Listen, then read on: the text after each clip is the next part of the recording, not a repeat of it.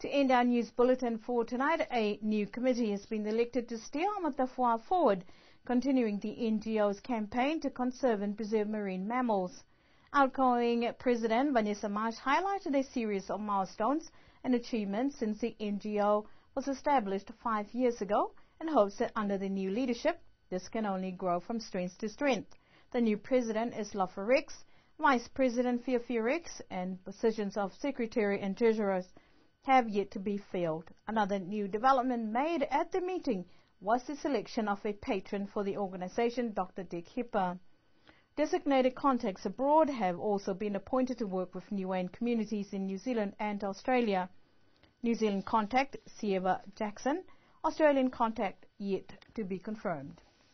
Honorary membership has also been bestowed to those who have greatly assisted Amatawha's cause with its in-kind contribution. The Secretary and Treasurer will be elected at its next general meeting.